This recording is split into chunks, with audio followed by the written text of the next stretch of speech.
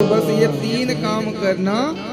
मूर्खों का सम्मान यदि हो रहा होगा तो बंद कर देना, अनाज इधर उधर बिखर रहा हो तो उसे संभाल लेना, और पति पत्नी में कलह नोक झोंक तीखा मीठा होना चाहिए, लेकिन कलह नहीं होना चाहिए। इस बात को अगर हो रही हो तो छोड़ देना, और हो सके तो रोज पति परमेश्वर के चरणों को 1 मिनट ही दबा लेना।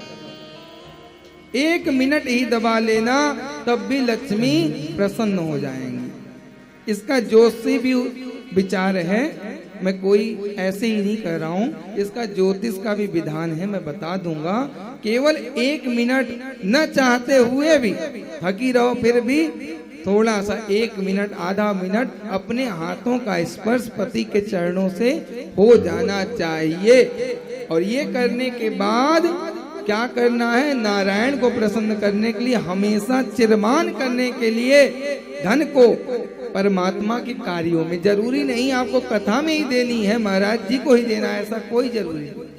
जहां आपको पात्र मिल जाए, जहां आपको लगे कि आपका दिया हुआ धन सही जगह जा रहा है। शास्त्रों में प्रमाण आता है, यदि अपात्र को कुपात्र को दिया गया दान भी हमारे जीवन को नष्ट करता है, विध्वंस करने का कार्य करता है। कुछ लोग कहते हैं भैया हम क्या जाने, हमने तो दे दिया, अब उनका काम हो जाने। ऐसा बिल्कुल नहीं। यदि अपात्र कुपात्र को दे दिया गया धन, तो उसका महाराज नाश हो जाता है। दान देने के बाद भी हमारा नाश होता है। कैसे?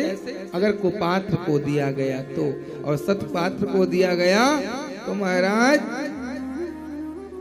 नृग की तरह, राजा नृग की तरह हमें आपको वैकुंठ धाम मिल जाएगा। इसलिए सतपात्र को जहां देखो वास्तव में सेवाएं हो रही हैं, कहीं भी दे दो। ये नहीं कि महाराज जी कथा में आए हैं तो यहीं दे दो। जहां बढ़िया काम हो, आपके आंखों के सामने दिखे काम, वहां आप धन को दे सकते हो। कहीं निर्धन है, उनकी शिक्षा में आप सहयोग कर दो। कहीं भी जहां हो, जरूरी नहीं कि महाराज जी का ही गुरुकुल चल रहा है वहीं दे दे, ऐसा कोई प्रयोजन नहीं है। केवल और केवल आपका हृदय झुकना चाहिए, महाराज के सामने नहीं, परमात्मा के सामने।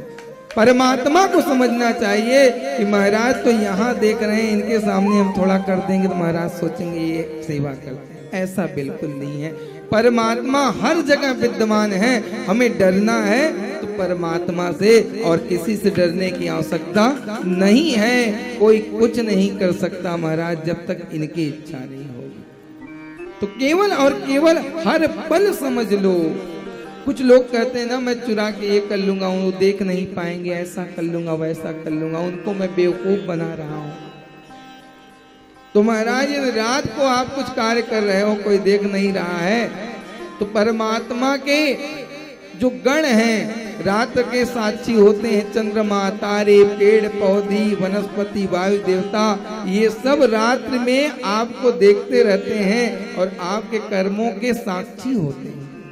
जैसे जज बुलाता है ना, कौन कौन गवाह है इस बात का, ऐसे परमात्मा जब वहां जाओगे, यमदूत पीटेंगे या फिर जय विजय जब स्वागत करेंगे, तो केवल और केवल गवाही के तौर पर ही।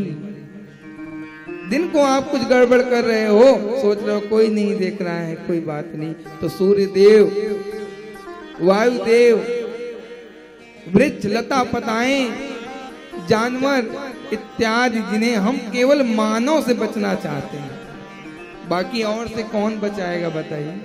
यहाँ तो बच जाइएगा, लेकिन वहां उन्हीं को गवाही के लिए इधर आ जाओ। आपने देखा? हाँ हाँ महाराज मैंने देखा, मेरे सामने तो ये कार्य हो रहा है। तो यानी बचना है तो परमात्मा से, मनुष्य से बचने की आवश्यकता नहीं है। मनुष्य तो उसी का बनाया है जिसके हम बनाए। इसलिए ध्यान दो, हर जगह हर पल परमात्मा है। बुलबांके बिहारी लाल, राधा रानी सरकार।